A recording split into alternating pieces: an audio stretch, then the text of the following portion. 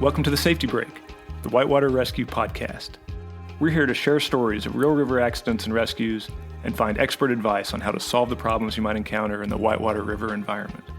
I'm your host, Jack Diddy, an emergency medicine physician, whitewater paddler, and wilderness medicine educator. Together, I hope we can celebrate successful rescues and learn from our mistakes in a supportive environment. If you have a story to share of a non-fatal accident or rescue, send me an email at thesafetybreak@gmail.com or contact me on our Facebook page, The Safety Break. If you like what you hear, hit the subscribe button and follow us on social media. I hope you learned something valuable in the show.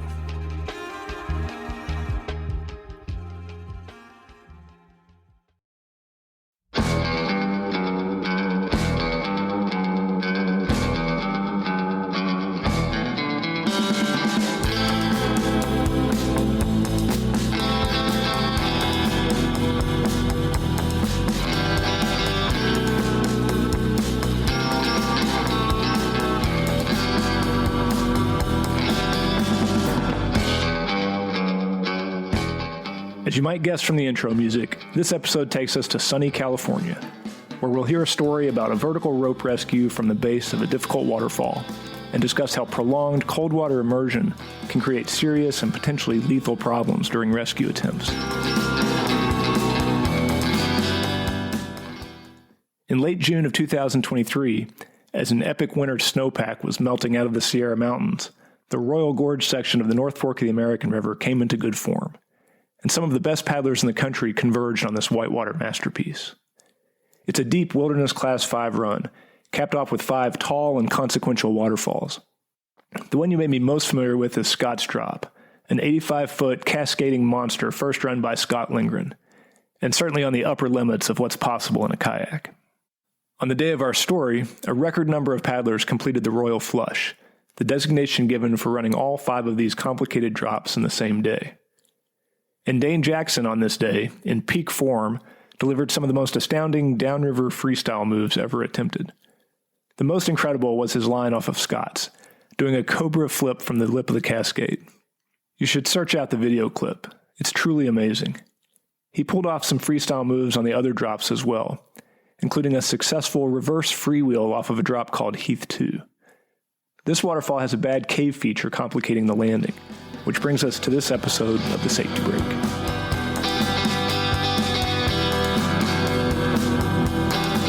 The story comes today from Eric Amison and one of his rescuers, Ben Coleman. In the last few years, you may have seen some of Eric's YouTube videos featuring the most complex steep rapids in the southeast. And he's running them in a C1, which makes this especially impressive. He's really pushing the limits of that style of boat in Class 5 plus whitewater, and he's got the right background for it. He is a former member of the U.S. National Slalom Team and then served overseas as a Navy SEAL. He is now back in civilian life and back in the paddling game. Here's his story.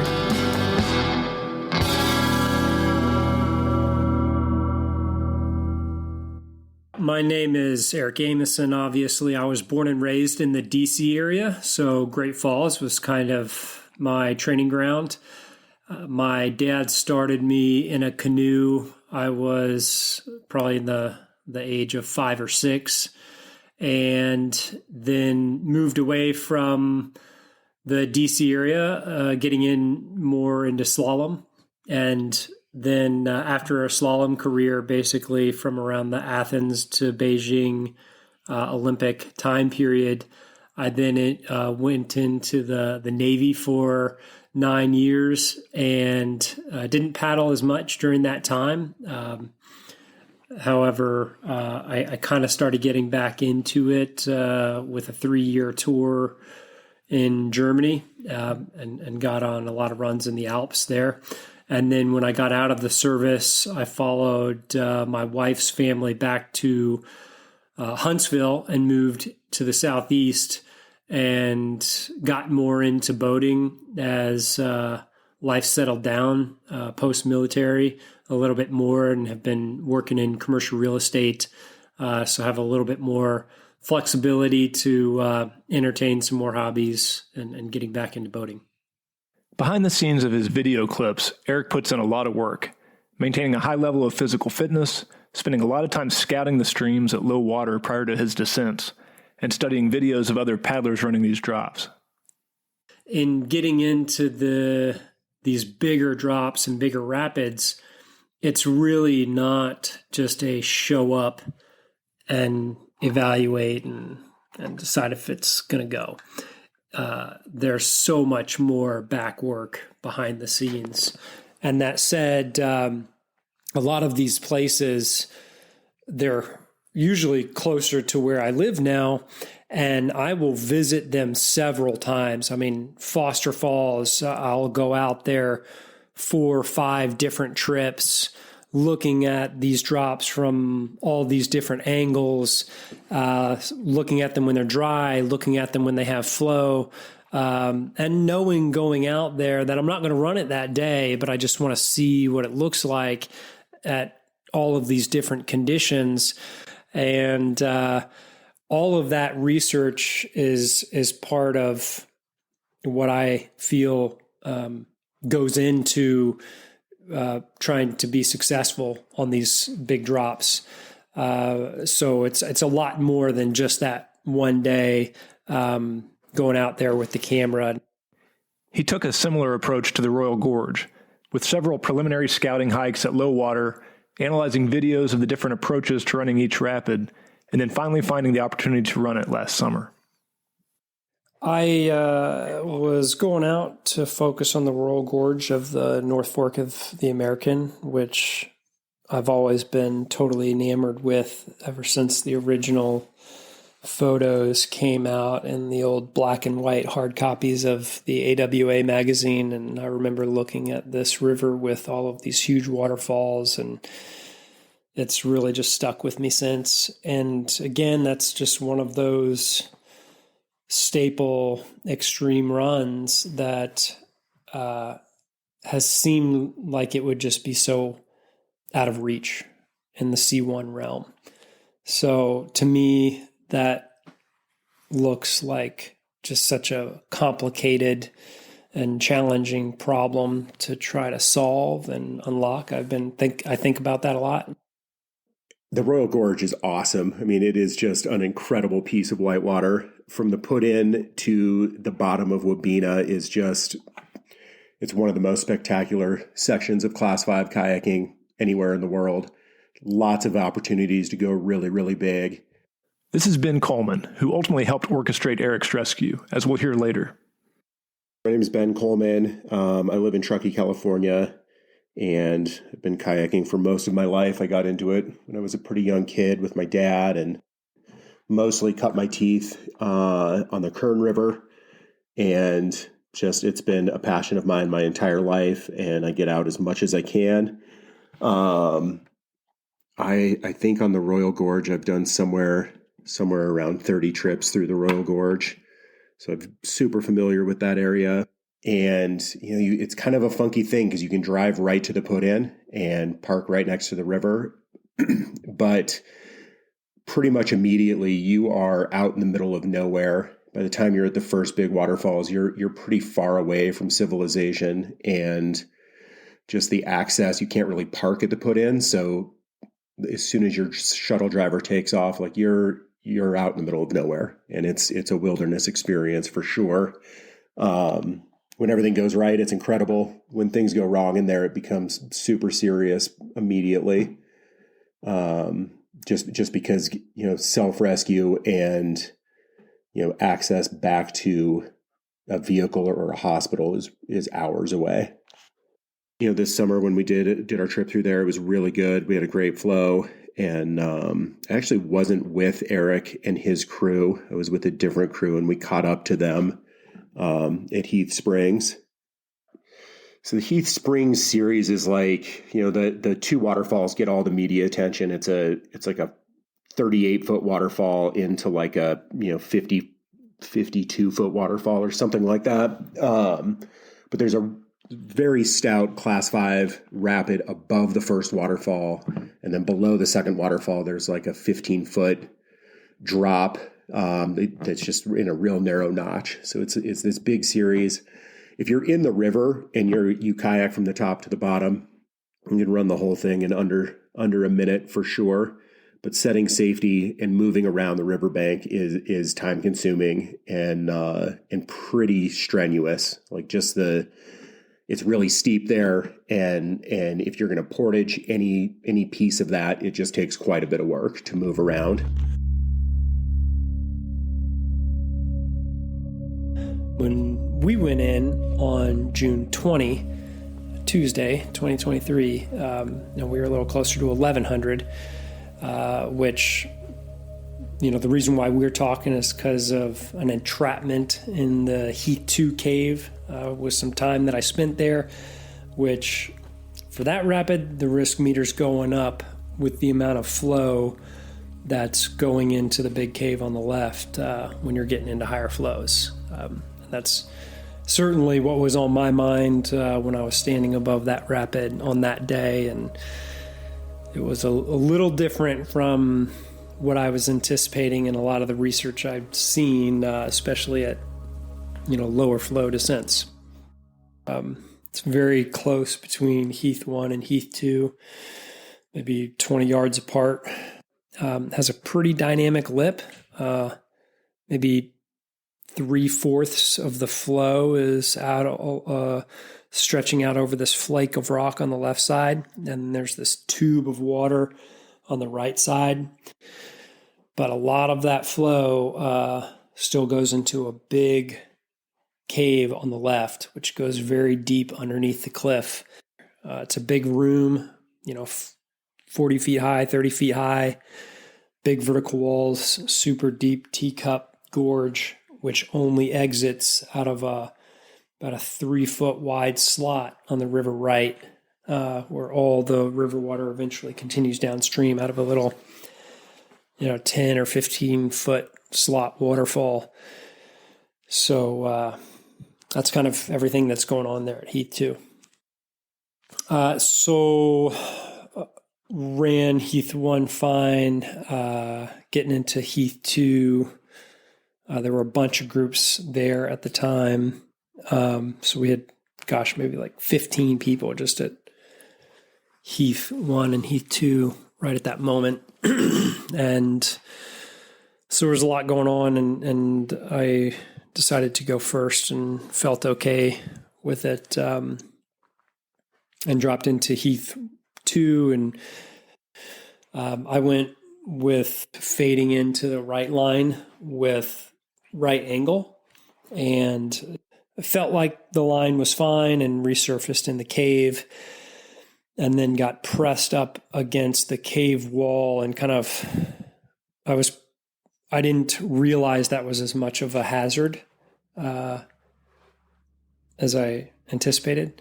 So when I went up against that wall, there was a boil that then rolled me up underneath the wall, and it kind of locked in my hull the way some of those undercuts do, where when you start to roll, you can feel your boat is not budging.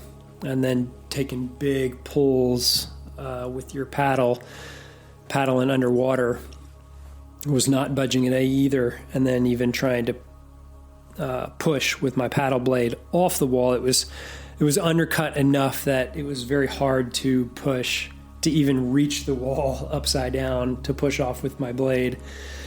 And really, after all of those attempts, I was starting to get a little low on air.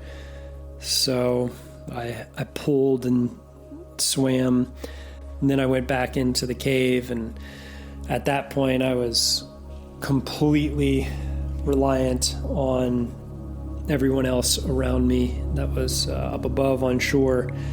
And it was just a waiting game at that point for them to set up safety and do a rescue.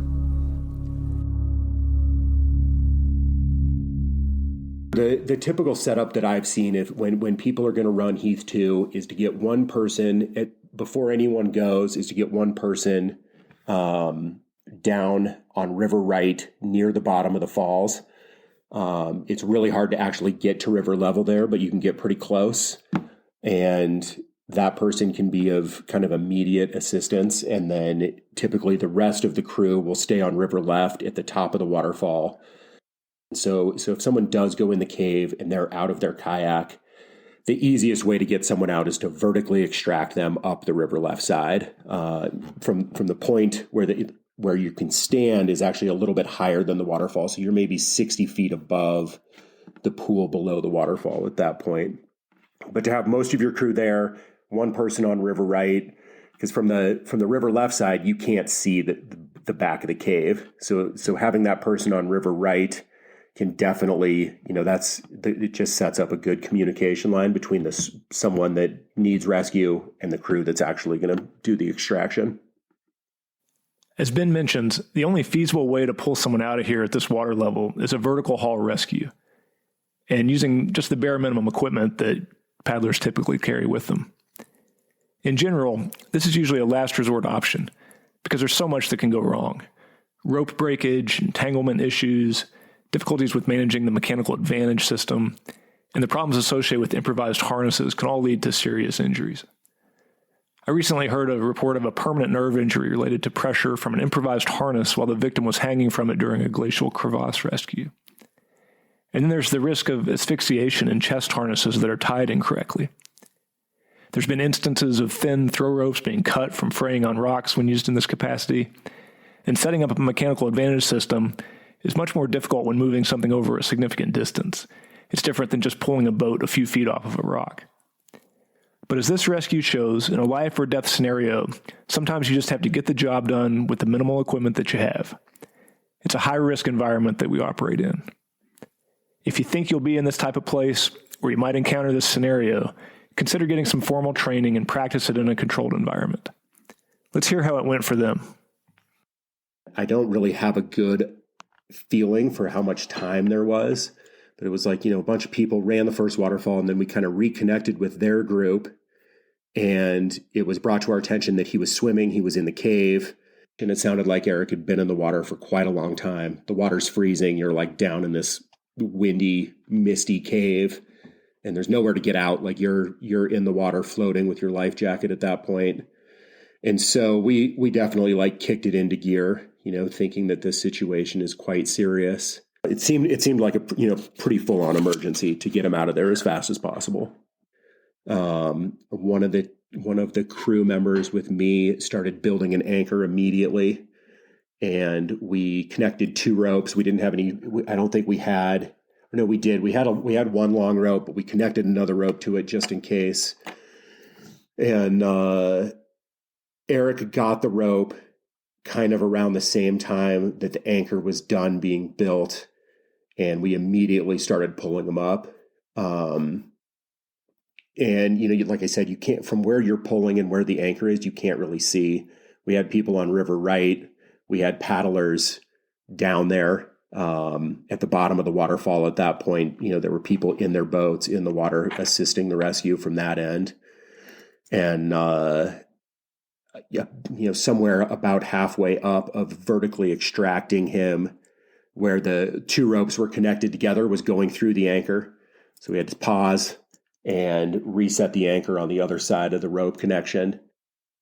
As the guys were dropping down a line to do a vertical rescue straight up out of this cave, it took a couple of attempts. Actually, the first attempt, I jumped out of the harness because there was so much time spent on the line, and I was just taking the rope and wrapping it under my armpits. Like, that's all the dexterity I had because of the cold water. And so it was really cutting off my circulation, and I spent several more minutes halfway up while I think they were resetting some of the kind of Z-drag and pulleys to go the rest of the distance. But I didn't know if the line had been pinched kind of on the edge of the rocks, and there was kind of rough communication with somebody across the other side of the river. And, you're right next to the waterfall. It's extremely loud. So I couldn't tell what was going on. I ended up jumping out of the harness because I was like, look, this might not be solvable, and they're trying to communicate something, and I'm just not getting the message. The water was so cold, and I didn't realize I had a little pinhole leak down by my ankle in my dry suit. I think I caught it on some manzanita.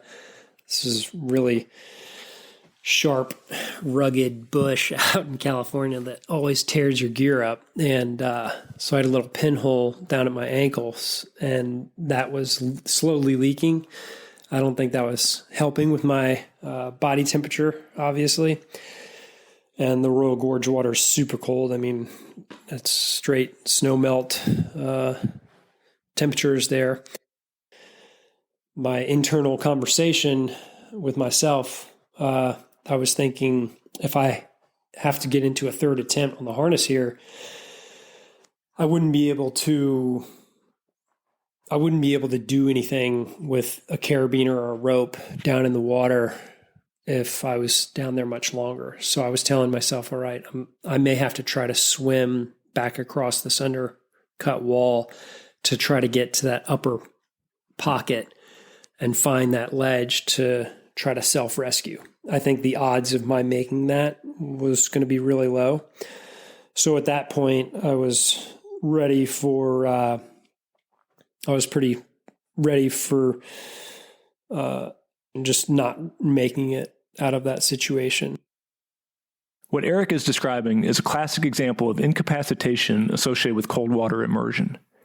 This is part of the progression to hypothermia and can occur in just a few minutes in even moderately chilly water. It's part of the body's adaptive mechanism to shunt blood away from the extremities and preserve core warmth. But while preserving this core warmth, the extremities lose function. The victim in these cases loses fine motor control and sensation in the hands and feet, and then loss of general coordination and muscle strength. It's involuntary, and you can't really overcome it until you get out of the water and get warm. Even grasping an object like a rope can be difficult or impossible once this sets in, and drowning risk certainly increases as it progresses. The best way to prevent all of this is with a dry suit with good insulating layers underneath, and something like neoprene gloves or mitts for the hands. It might be worth having these stashed away in your PFD pocket for this kind of scenario. The old mantra of dressing for the swim is probably a wise approach when the water feels even a little bit chilly.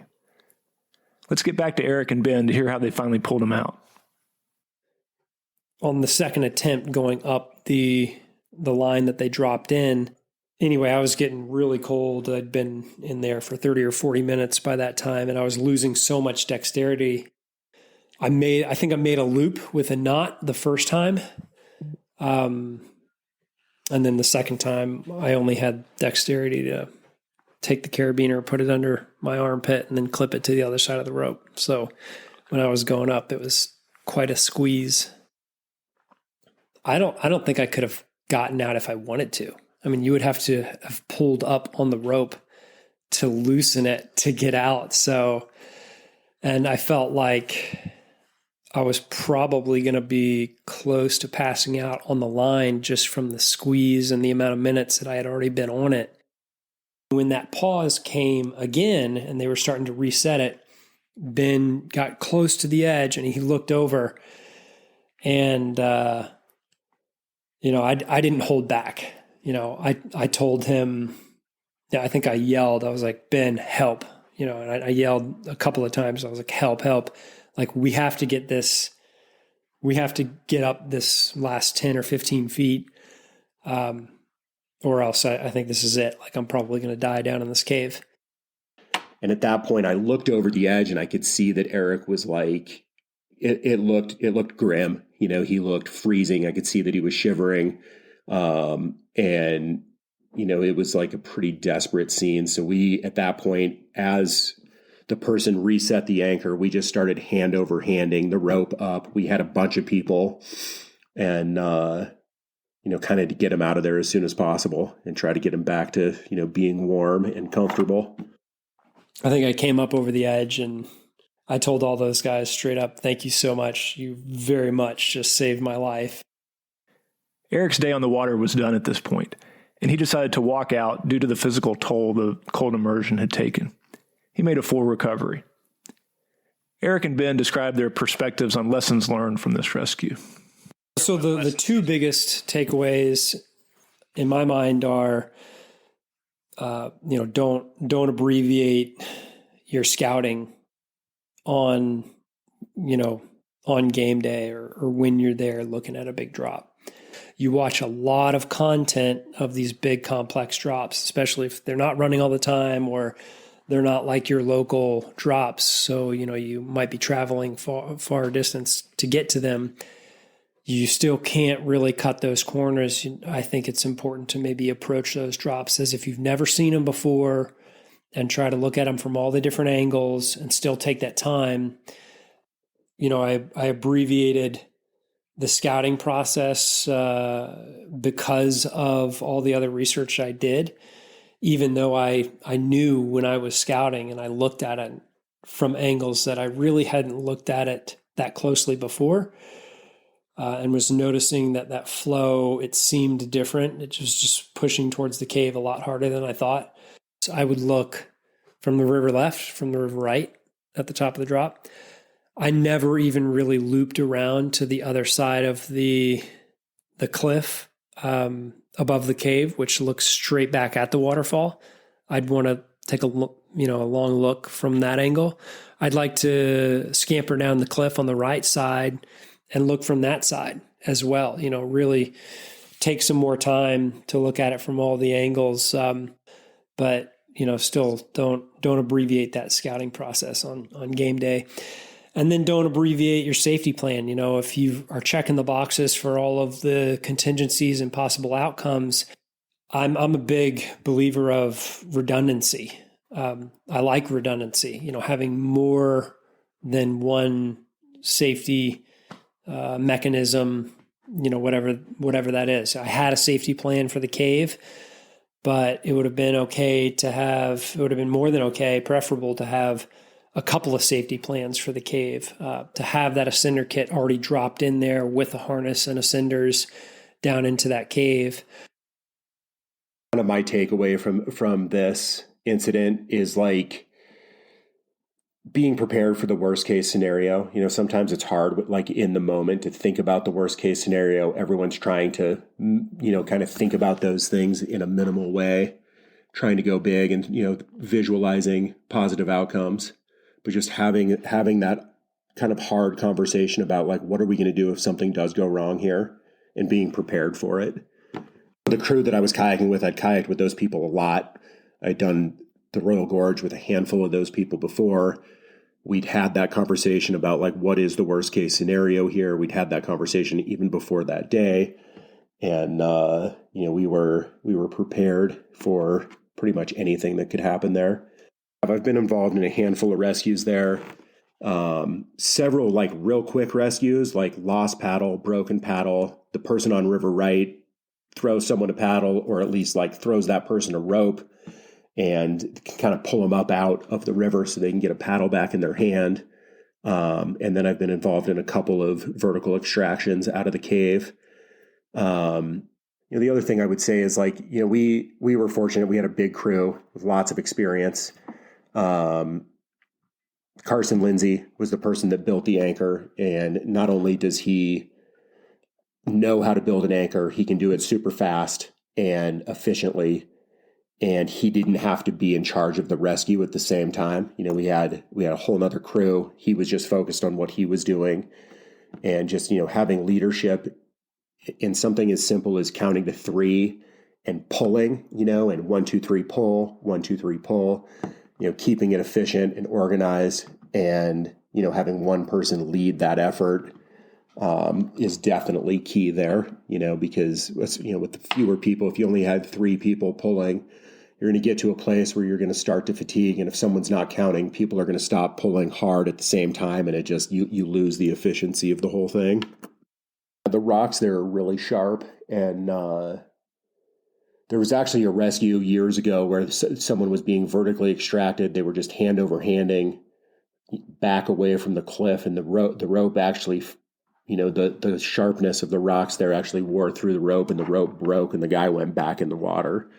So that is an issue there, and it's fairly easily overcome. You just have to like look at exactly where you are. If you go too far back towards river right, it's just kind of like a knife edge right there. But if you go a little bit further to the left and downstream just a little bit, there's like a softer gully that the rope sits in instead of just on the rocks. One other thing that's kind of worth noting is that if you didn't get vertically extracted out of that place and you tried to swim downstream through the notch over that next 15-foot waterfall, it's not necessarily a better situation. The river right side there is very undercut, and it might even be harder to get to than the cave on river left below the waterfall. But it is like, everyone that swims down there thinks like, what if I have to swim? What am I going to do? Because it's like nearly impossible to swim to the river right side without getting swept over that 15-foot drop. But it doesn't necessarily make your situation any better. At lower water, you could lower someone a boat. You could maybe even self-rescue. If your boat was there's a ledge that you could stand on when the water's low and it's like a little bit calmer back there. But at those flows, it's like I said, it's like the water is like moving around, swirling pretty good. It'd be hard to do anything except vertically extract someone. Before we wrap up, I think it's worth talking about some other issues related to cold water immersion. A lot of this information can be found on a website called Cold Water Safety, spearheaded by sea kayaker and physiologist Milton Avery. One of the interesting things it discusses is the cold water shock syndrome. This is an involuntary gasping and hyperventilation reflex that can happen when you are suddenly immersed in cool water. It also causes a steep rise in heart rate and blood pressure and can last several minutes. This cold water shock is probably responsible for many otherwise unexplained drownings, particularly of unacclimatized people exposed to sudden immersion. Surprisingly, the maximal effect of this is in water in the 50 to 60 degree range, which we commonly encounter on the river. The response can be blunted by habitual exposure and by protective clothing. We already discussed the second phase of cold water immersion injury, which is incapacitation, which can occur within just a few minutes. This can lead to swimming failure and drowning as you lose motor control. The third phase is true hypothermia, occurring after very prolonged immersion, usually taking over 30 minutes to occur even in very cold water. This is defined as a core body temperature of less than 95 degrees. Once you get into this phase, things are really dicey. The victim may be confused or unconscious and at risk for cardiac arrhythmias and sudden death. They will likely be totally non-functional in terms of helping themselves out of the situation. And in some cases, a sudden physiologic collapse can occur as they are removed from the water. In all of these issues, once the victim is out of the water, rewarming measures should be started. This involves removal of wet clothing, adding warm dry layers, warm compresses, and warm non-alcoholic drinks. If they are capable of moving and feeding, they should do so to help generate body heat. Sometimes a raging fire or skin-to-skin contact with a warm body are needed to help rewarm as well. The Cold Water Safety website explains a lot of the science and details behind all of this and more. It's a great free resource and worth a few minutes of your time to check it out.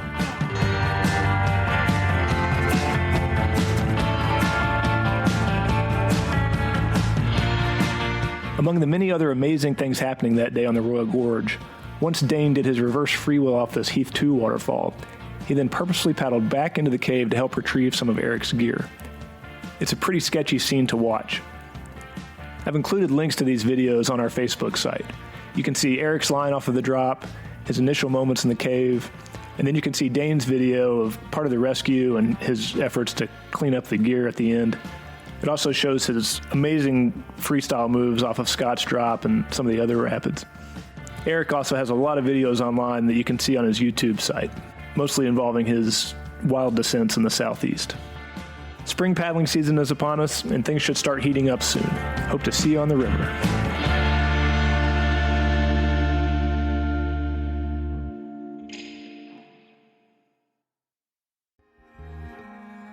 Thank you for listening to The Safety Break, the Whitewater Rescue Podcast. If you enjoyed the show, hit the subscribe button and click follow on our Facebook page so that we know that you're out there. I'm also looking for more stories. If you know of an interesting, non-fatal river accident or rescue, send me a few details by email, safetybreak@gmail.com.